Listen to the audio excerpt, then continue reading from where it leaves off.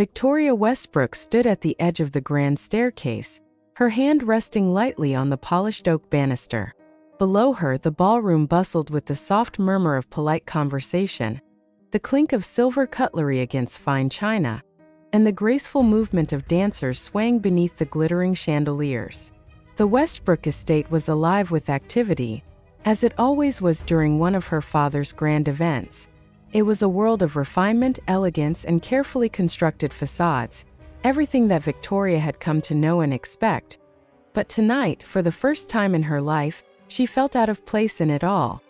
The conversation downstairs was not about the latest social gossip or the newest opera in town. No, it was about her. Victoria felt the weight of the words pressing down on her chest, suffocating her, as she stared out the large bay windows overlooking the lush gardens. Her father's business dealings had always been a mystery to her, wrapped in layers of corporate jargon and hushed discussions over late-night brandy. But the one thing she knew with absolute certainty was that the Westbrook family's fortune was teetering on the edge of collapse. Years of poor investments and risky ventures had drained the family's wealth to dangerously low levels. The empire her ancestors had built, an empire that was supposed to last forever, was crumbling. That was why, Victoria realized with a sinking heart, she was here tonight in this gilded cage, at the mercy of her father's decisions. Her father, Robert Westbrook, had never been a man to shy away from hard choices. And this, she had come to understand, was the hardest of all. It had been a month since he had called her into his study, his expression grave as he delivered the news. She could still remember the coldness of the room, the heavy curtains drawn against the light, and the way her father's voice had faltered ever so slightly when he spoke. "Victoria, darling," he had begun, his voice almost apologetic. "The family is in trouble. You know as well as I do that without a substantial infusion of capital, we stand to lose everything." His eyes had not met hers. Instead, they had focused on the papers spread out on his desk, filled with numbers that meant nothing to her. "I've arranged a marriage that will save us."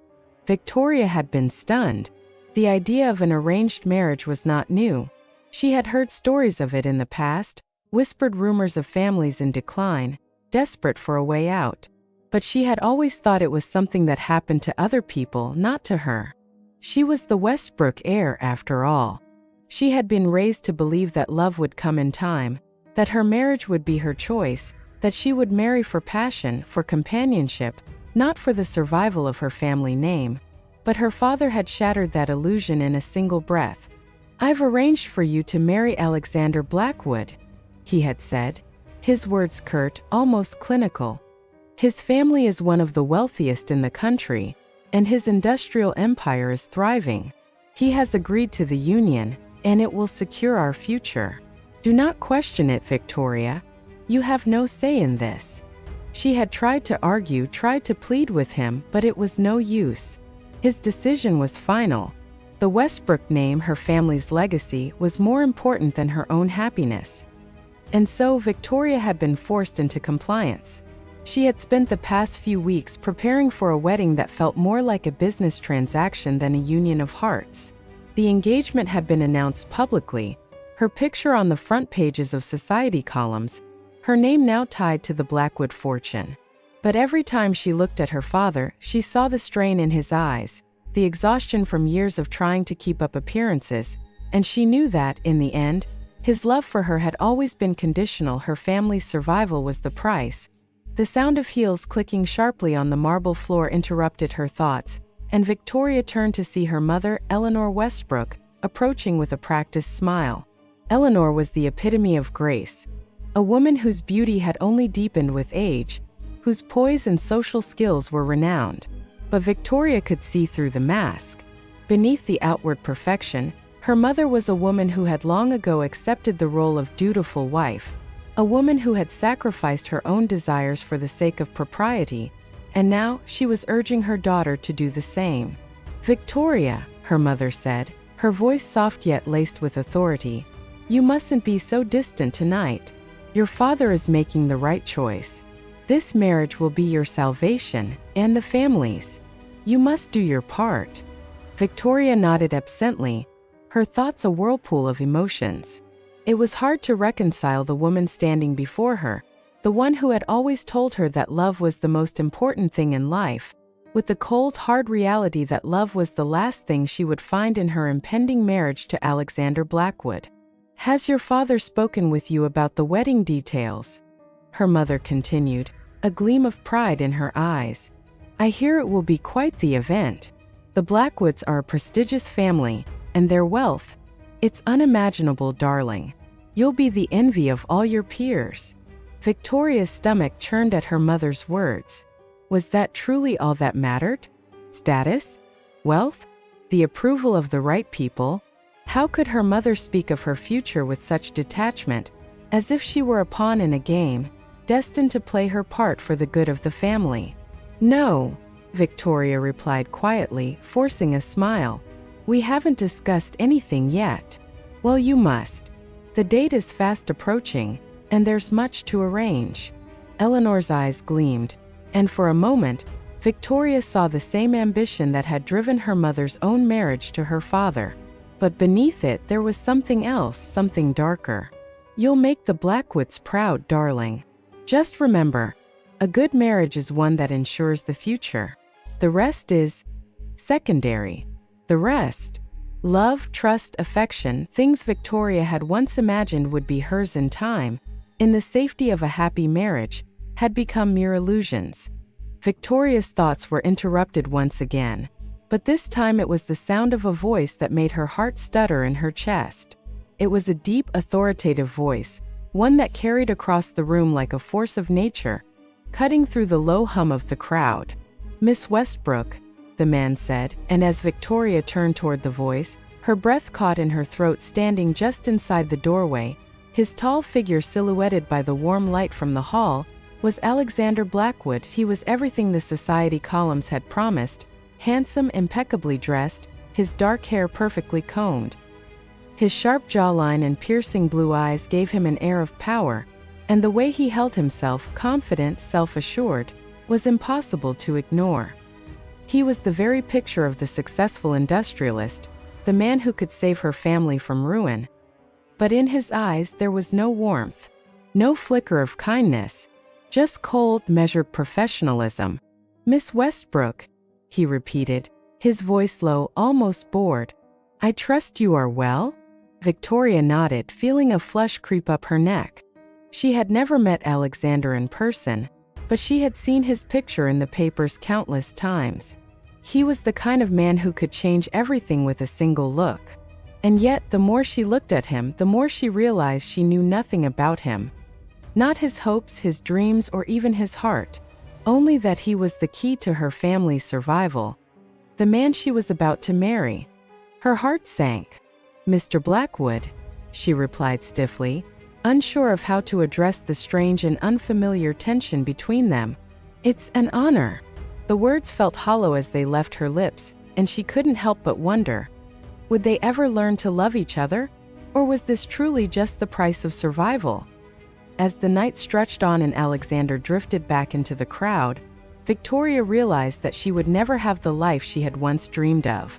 But perhaps, just perhaps, in the quiet moments of the days ahead, she would discover something more, something beyond the cold, calculating marriage her father had arranged. But for now, all she could do was play her part, as she had been taught her whole life. The days following her first formal introduction to Alexander Blackwood were a blur of preparations, fittings, and endless discussions with her mother about the wedding details. Victoria found herself swept along by the tide of her family's expectations, each step feeling more like a surrender than a choice. Yet amidst the swirl of activity, her mind often returned to that brief encounter in the ballroom, the first time she had seen Alexander Blackwood in person.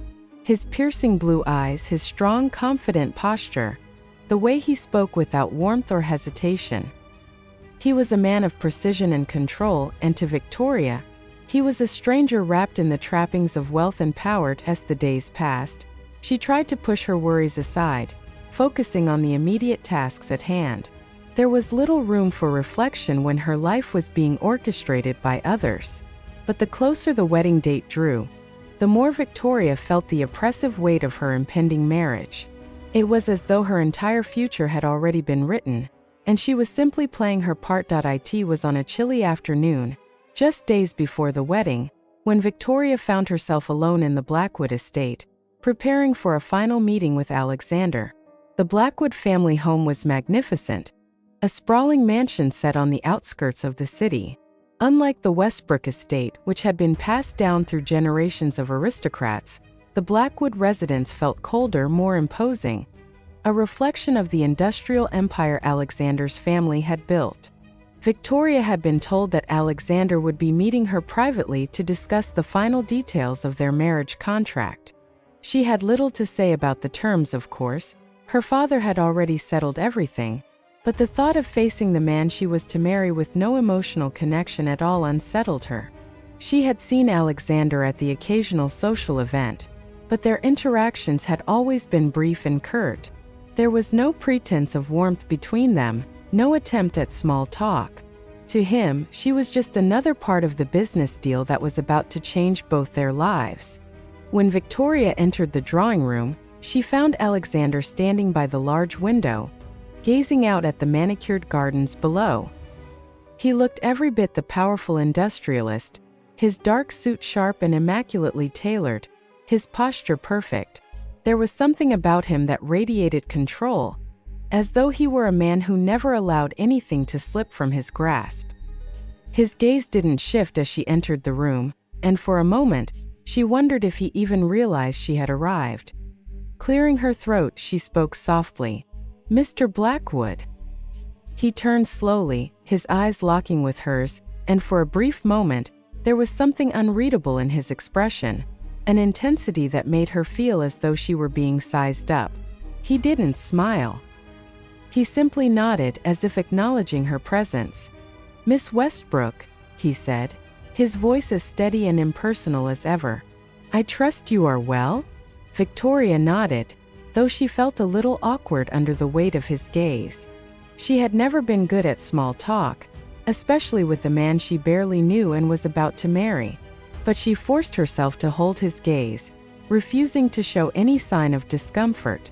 "I'm doing fine, thank you," she replied, her voice a little quieter than she intended. There was a brief silence, and then Alexander motioned for her to take a seat. As she settled into one of the plush armchairs, she noticed the way the light caught the sharp angles of his face, accentuating his features in a way that was almost unnerving. There was no warmth in him, not yet, but there was something else, something she couldn't quite place. A certain level of intensity that suggested he was not a man easily fooled, not a man who would tolerate anything less than complete honesty. "We should finalize the details of our union," Alexander said, his voice devoid of any trace of emotion. "Our families have already agreed on most of the terms, but there are a few points we should discuss. It's simply a matter of formality." Victoria nodded, her heart sinking slightly. She had known this was coming. The arrangements had been made months ago, but this meeting felt like the final chapter of a story that had never been hers to write. Still, she held her ground, determined to get through this conversation with as much dignity as she could muster. "Of course," she replied, her voice steady. "I assume the terms are all set, but I would like to know if there's anything specific you would like to discuss." Alexander's gaze softened just a fraction, though the coldness remained. He sat across from her, his long fingers steepled together as he regarded her. "There is one thing I would like to clarify. The expectations of our marriage, both in the public eye and privately. I will not pretend to be something I am not. This union is not based on love, Victoria. It is based on mutual benefit. My family's interests align with yours, and our marriage will ensure the preservation of both our legacies." The bluntness of his words hit her like a slap, but she couldn't bring herself to be surprised. She had known all along that this would be a marriage of convenience, not passion. Still, hearing it spoken so plainly made her chest tighten with something she couldn't quite define. Anger? Sadness? Disappointment? Perhaps all of them. "I understand," she said softly, though the words felt hollow, "and I will fulfill my role in it, as expected." There was a long pause, and Alexander studied her with an intensity that made her uncomfortable. She could feel his eyes on her, analyzing every movement, every word she spoke. It was as though he was trying to read something in her. A weakness, a vulnerability. Perhaps for the first time, he was wondering if there was more to her than he had assumed. "You don't have to pretend with me, Victoria," he said, his voice unexpectedly gentle. "I am not like your father. I know this is not what you wanted. It's not what I wanted either. But life isn't always about getting what we want." Victoria's breath caught in her throat. The softness in his voice was strange, a stark contrast to the cold, methodical businessman she had imagined him to be. She had expected him to be distant and unfeeling, a man driven only by wealth and status. But in that brief moment, she saw a flicker of something more, something human. For the first time, she wondered if Alexander Blackwood had ever truly wanted anything for himself. Had his life always been governed by duty, by responsibility? Was his heart as constrained by obligation as hers? The silence between them stretched for a moment, and then Alexander leaned back in his chair, breaking the tension. "I won't keep you long," he said, standing up to signal the end of their conversation. "I trust you will be ready for the wedding in a few days. I know it's not ideal, but we both have our duties to fulfill. After the ceremony, we'll discuss matters further." Victoria stood, her body feeling as though it were made of lead. She was exhausted by the conversation, by the weight of the life that awaited her. And yet, in Alexander's presence, she felt a strange sense of understanding.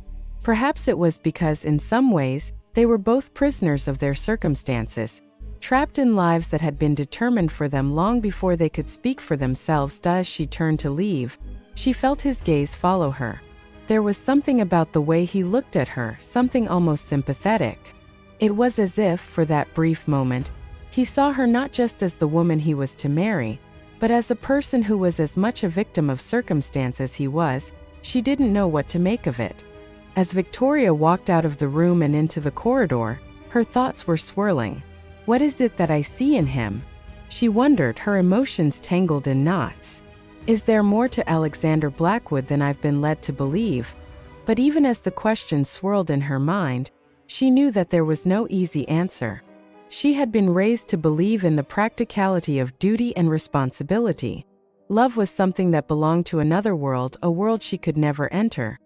And yet, despite everything, there was a part of her, just a small part, that wondered if she could ever learn to love him, or if that was even possible. But that was a question for another time. For now, her fate was sealed. The days leading up to the wedding felt like a blur for Victoria. Her life, which had once been filled with hopes and quiet dreams of love, had been reduced to a series of meticulously planned events.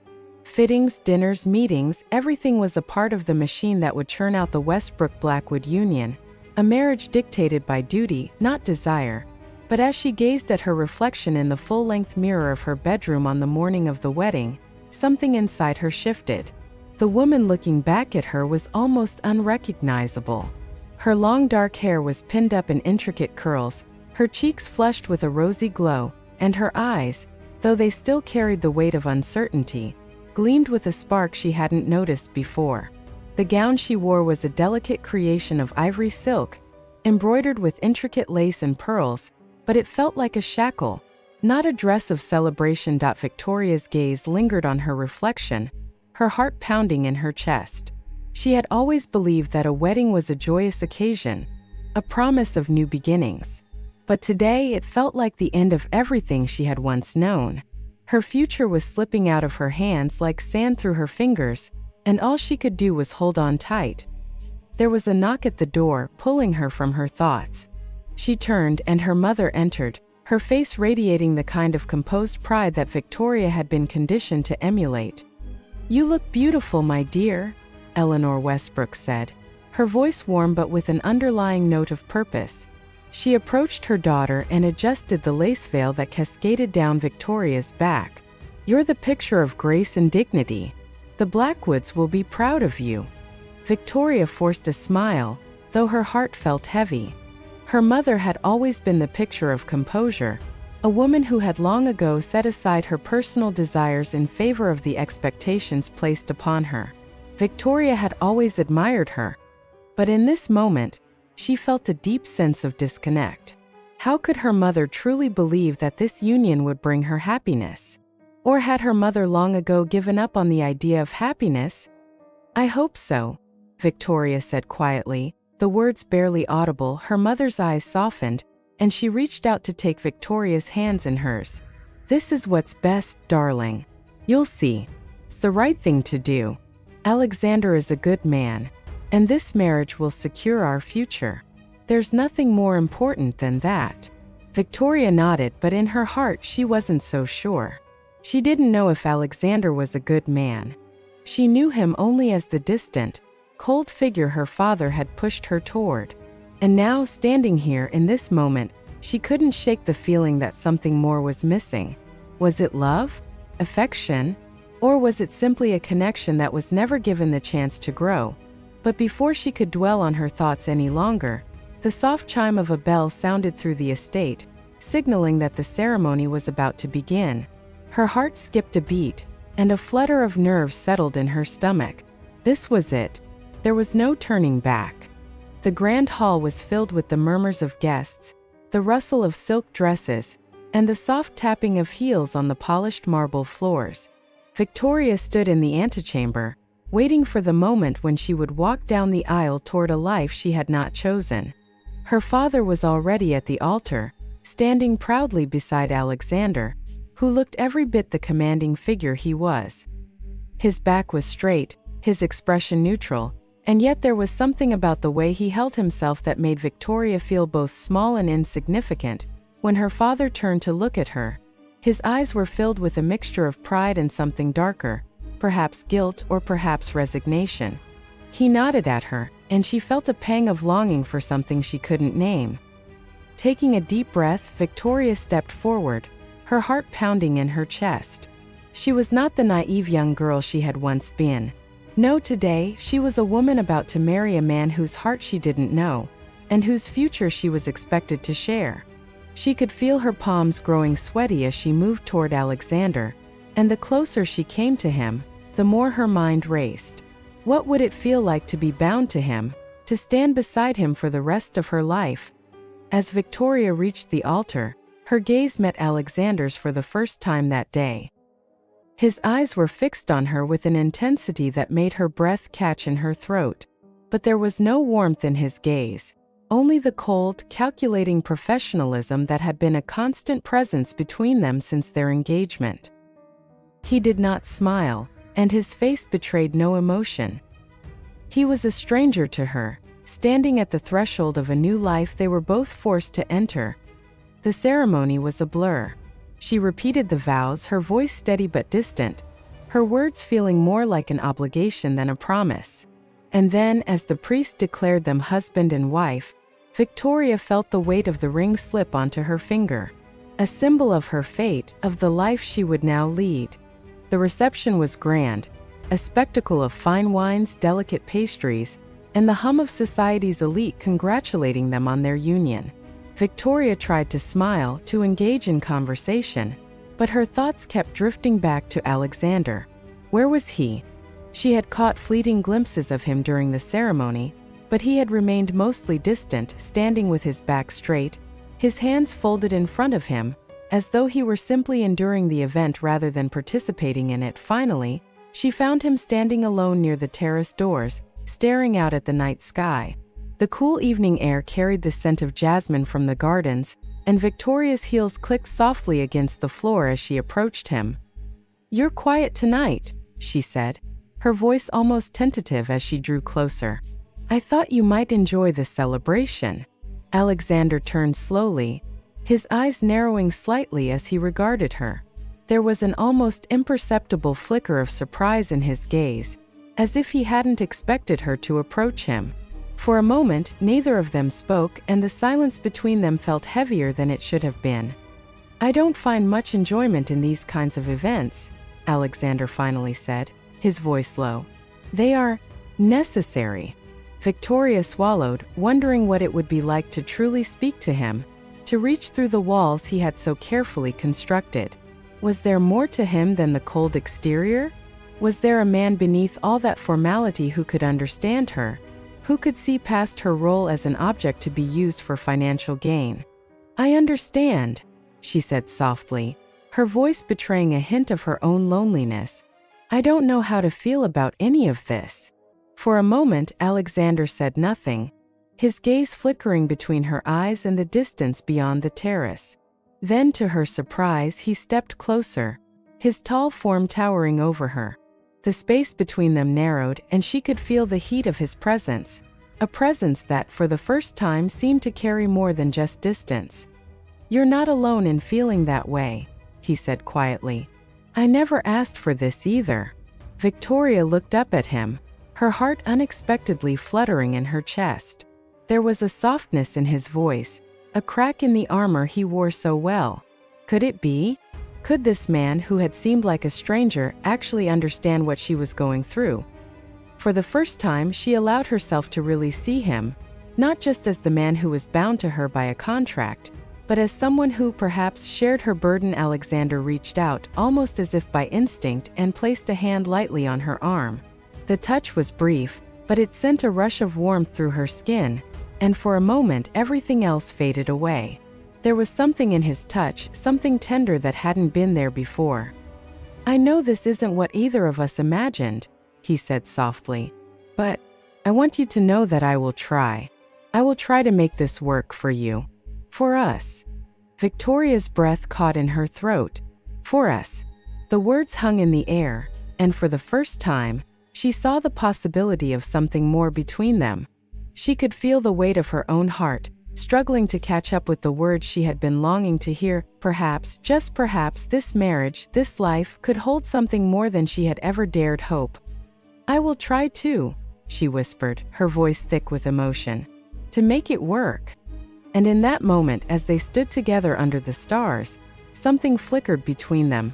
Small, fragile, but undeniably real.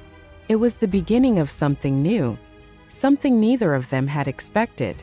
The beginning of love, born not from obligation, but from the quiet, tentative understanding between two people who had been forced together by fate. The beginning of true love.